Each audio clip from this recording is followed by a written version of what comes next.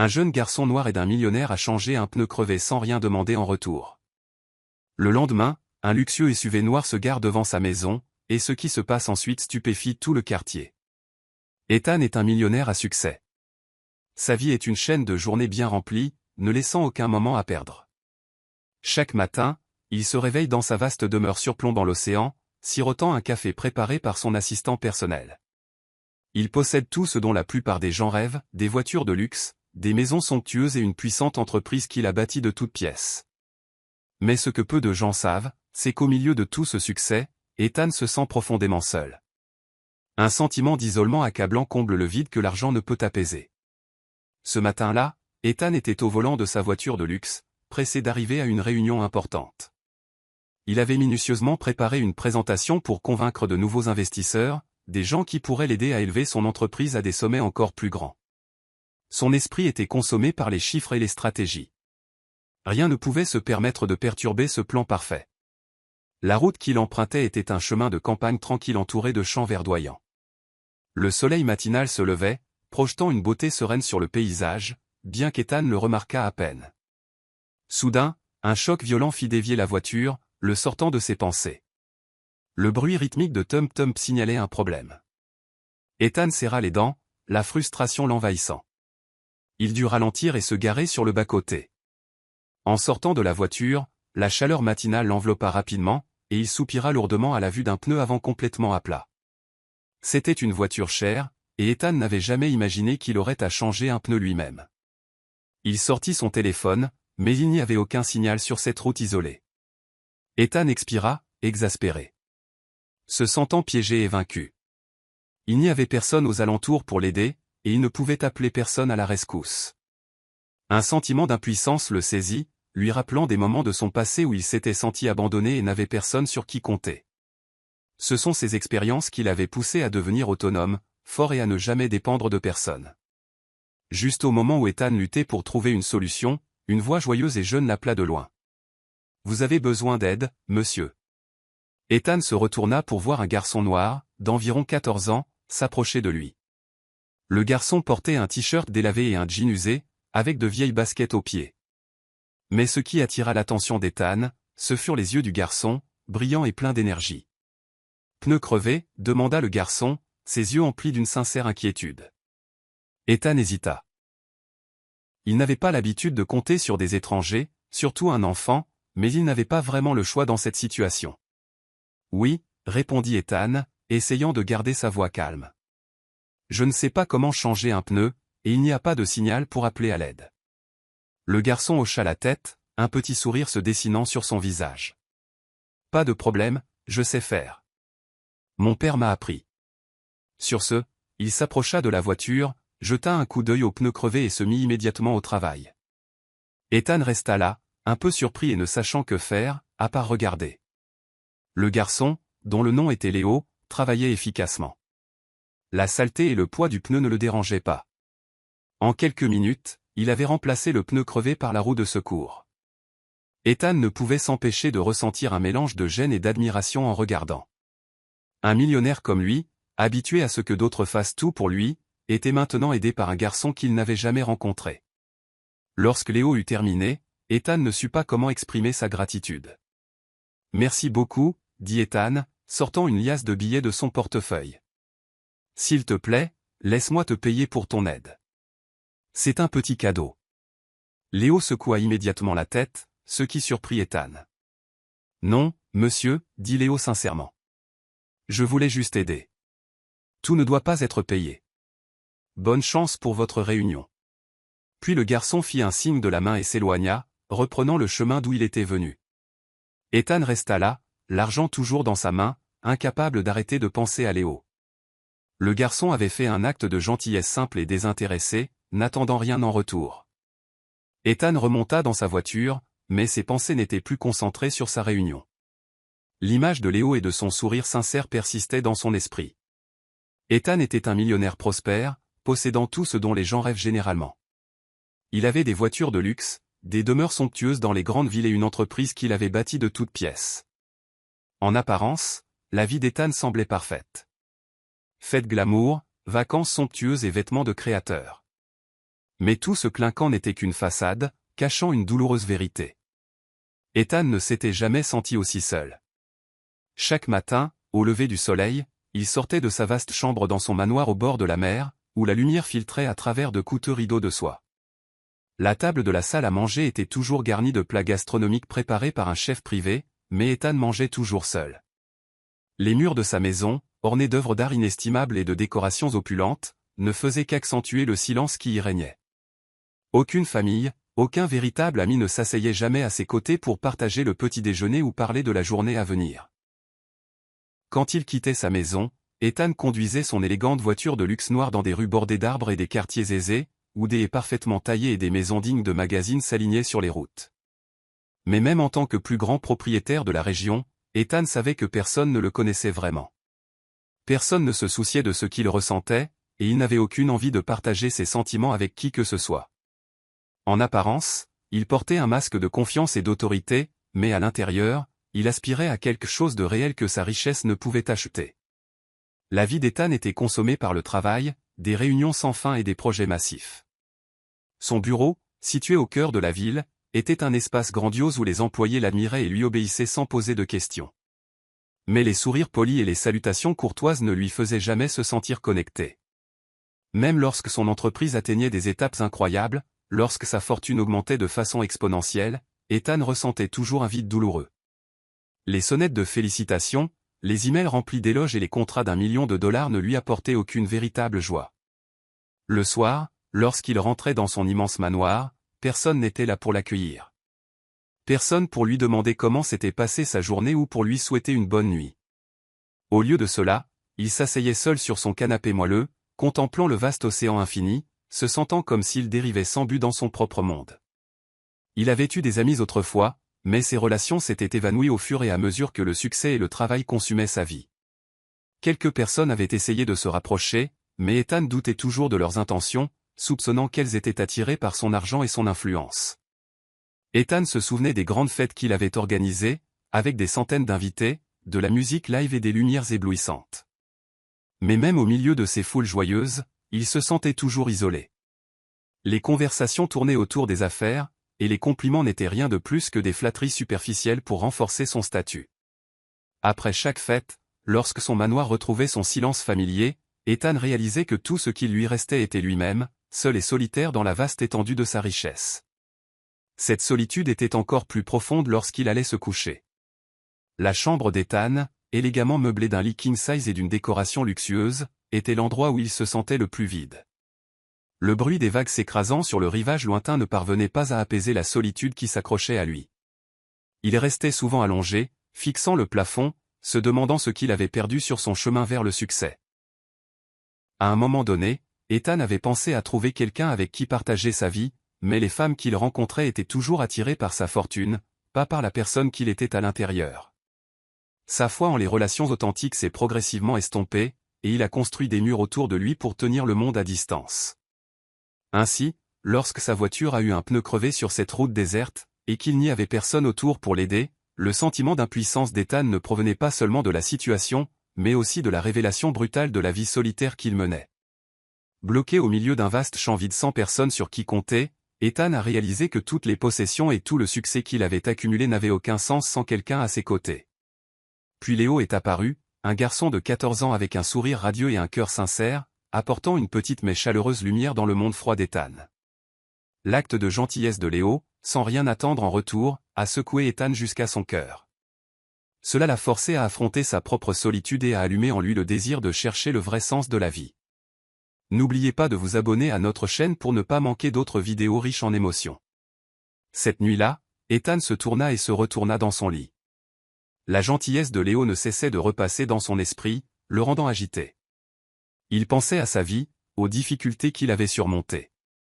À l'époque, il avait souhaité que quelqu'un vienne à son secours, mais ce souhait ne s'était jamais réalisé. Maintenant, il avait tout, mais rien de tout cela ne pouvait combler le vide à l'intérieur. Léo lui a fait comprendre qu'il y avait des choses que l'argent ne pourrait jamais acheter. Le lendemain matin, Ethan décida qu'il devait revoir le garçon. Il ne voulait pas seulement le remercier, mais se sentait obligé de faire quelque chose pour lui rendre l'appareil. Il s'habilla simplement et retourna sur la route de campagne de la veille. Ethan frappa à la porte de la petite maison où vivaient Léo et sa mère. Le grincement de la vieille porte en bois résonna lorsqu'elle s'ouvrit, révélant une petite femme. Elle portait une chemise simple et ses yeux aimables portaient les marques d'années de difficulté. « Bonjour », commença Ethan, essayant de garder un sourire chaleureux. « Je m'appelle Ethan. Hier, votre fils, Léo, m'a aidé à changer un pneu crevé sur la route d'Aix-en-Grave-Côté. Je suis venu pour le remercier et voir s'il y a quelque chose que je peux faire pour aider votre famille. » La femme parut un instant surprise à la vue d'un homme bien habillé, si déplacé dans ce cadre modeste. Mais elle lui adressa un doux sourire. « Bonjour, monsieur Ethan. Je suis Grace, la mère de Léo. C'est un plaisir de vous rencontrer, mais vraiment, vous n'avez rien de plus à faire. » Léo était heureux d'aider. Ethan remarqua une pointe de prudence dans les yeux de Grace. Il comprenait ce sentiment, la méfiance de quelqu'un qui apparaît soudainement et veut aider sans raison claire. Mais Ethan était déterminé. Il regarda autour de lui et put voir que la maison était en mauvais état. Les murs en bois étaient fissurés et le toit avait des taches d'eau qui laissaient penser qu'il ne résisterait pas à une forte pluie. Léo sortit en courant de l'intérieur, ses yeux s'illuminant lorsqu'il vit Ethan. « Monsieur Ethan, vous êtes vraiment venu » s'exclama-t-il, et la joie dans sa voix réchauffa le cœur d'Ethan. « Bonjour, Léo » dit Ethan en se baissant avec un sourire. « Je n'ai pas pu m'empêcher de penser à la façon dont tu m'as aidé hier. Je suis tellement reconnaissant, et je veux faire quelque chose pour te remercier. » Léo rayonna, mais se tourna ensuite vers sa mère, semblant attendre qu'elle parle. Grace soupira, ses yeux s'adoucissant alors qu'elle regardait Ethan. « Je ne sais vraiment pas quoi dire, monsieur Ethan. Nous n'avons pas l'habitude de recevoir de l'aide des autres, mais si vous voulez vraiment. » Ethan hocha la tête. « Je veux vraiment aider. Cette maison a besoin de réparation, et je peux m'en occuper. J'ai des contacts avec des travailleurs qualifiés et les moyens de le faire. Je sais que cela peut sembler soudain, mais s'il vous plaît, laissez-moi faire. Ce n'est pas par pitié, mais par gratitude. » Grace resta silencieuse un instant, ses yeux se remplissant de larmes. « Si vous voulez vraiment faire cela, alors. Merci beaucoup. » Léo sauta de joie, courut pour serrer sa mère dans ses bras, puis se tourna vers Ethan avec des yeux pleins de gratitude. « Merci, monsieur Ethan. Vous êtes incroyable. » Ethan ressentit une vague de soulagement. Il n'avait jamais rien fait de tel auparavant, et le sentiment d'aider sincèrement quelqu'un était nouveau et profondément significatif. Le lendemain, la rénovation de la maison commença officiellement. Ethan avait embauché une équipe de construction qualifiée pour restaurer la maison, la transformant d'une structure usée en un refuge sûr et confortable. Le toit devait être remplacé, les murs renforcés et repeints, les sols remplacés, la cuisine améliorée et le système de plomberie réparé. Une attention particulière fut également accordée à la rénovation du jardin. Ethan n'aurait jamais pensé qu'aider à réparer une maison apporterait autant de joie et d'émotion. Dès le premier matin où il vint commencer les travaux, il eut la chance de faire l'expérience de la chaleur et de la gentillesse sincère de Léo et de sa mère, Grace. Dès ce premier matin, Grace accueillit Ethan avec un doux sourire, bien qu'il y eût encore une pointe d'hésitation. Grace n'était pas seulement une mère dévouée.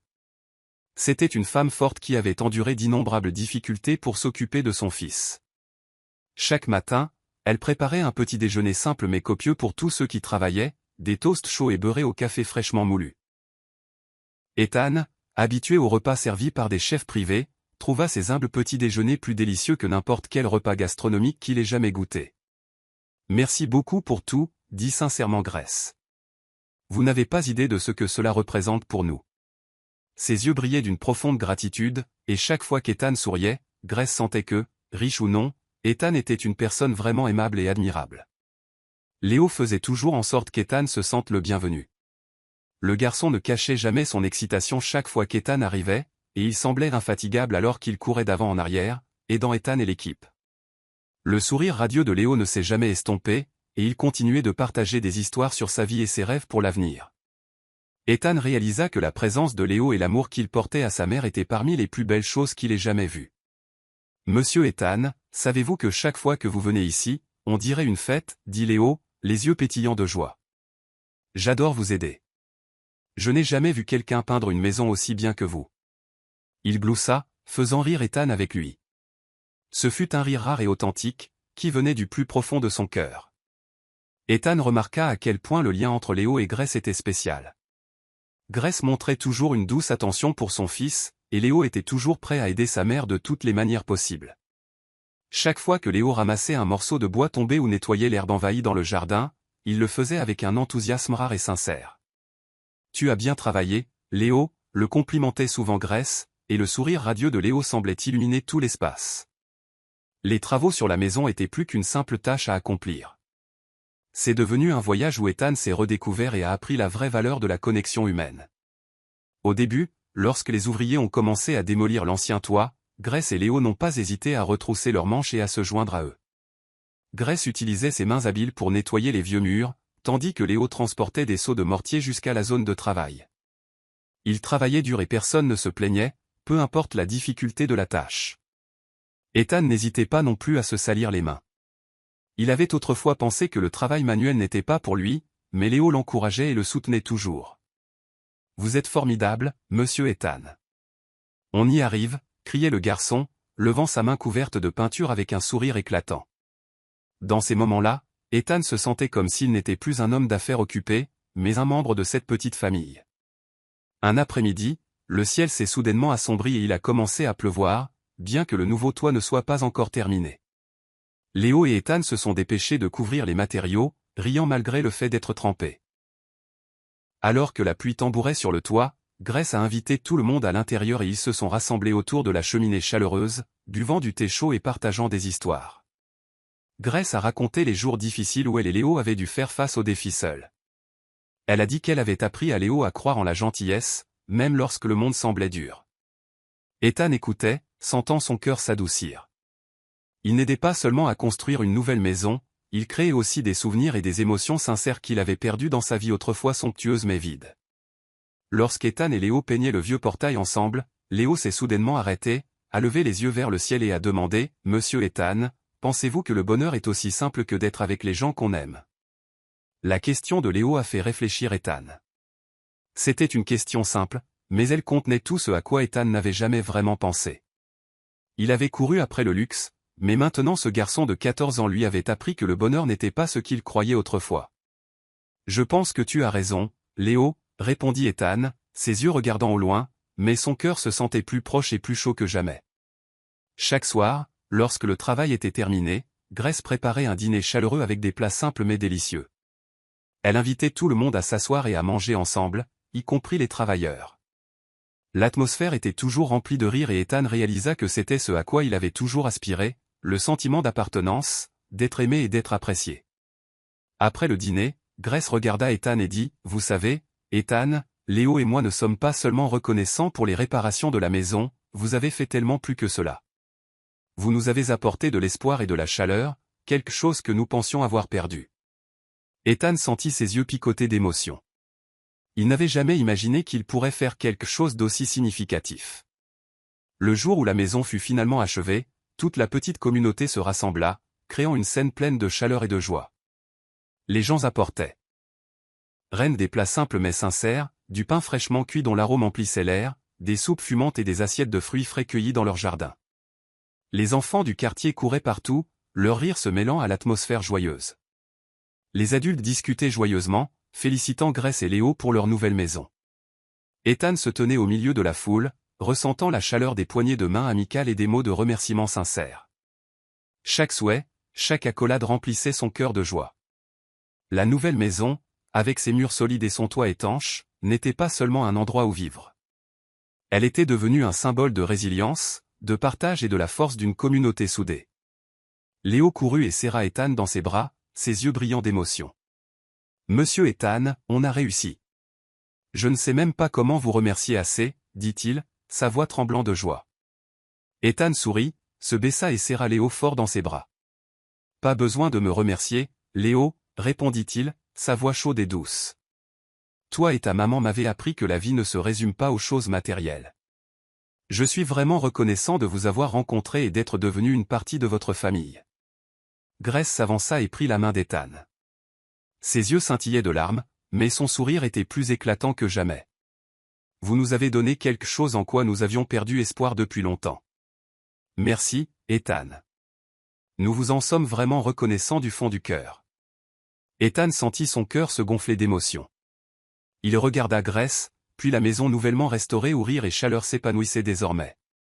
Grace, dit-il doucement, si vous êtes d'accord, j'aimerais venir souvent, pas seulement pour voir la maison, mais pour faire partie de cette famille. Le sourire de Grace s'agrandit encore plus et elle hocha la tête, sa voix remplie de chaleur. Vous serez toujours le bienvenu ici, Ethan. Notre porte vous sera toujours ouverte. Vous faites partie de cette famille maintenant et nous ne voudrions pas qu'il en soit autrement. Ethan sentit qu'il avait enfin trouvé la paix qu'il cherchait. La maison était réparée, mais ce qui était vraiment guéri, c'était son cœur solitaire.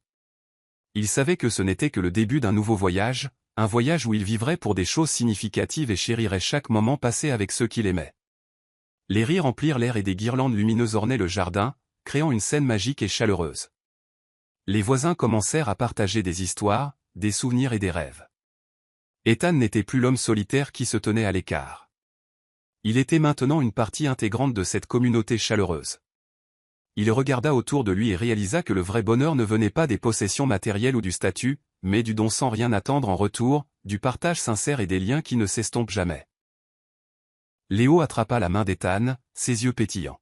« Monsieur Ethan, je pense qu'on devrait organiser plus de fêtes comme celle-ci. J'adore voir tout le monde heureux. » Ethan rit, ressentant une joie profonde. « Tu as raison, Léo. J'aime ça aussi et on le fera, parce que c'est ici que j'appartiens. » L'histoire touche à sa fin, mais ses échos demeurent. Un puissant rappel que le vrai bonheur ne réside pas dans le luxe scintillant, mais dans les relations significatives et les moments simples mais précieux.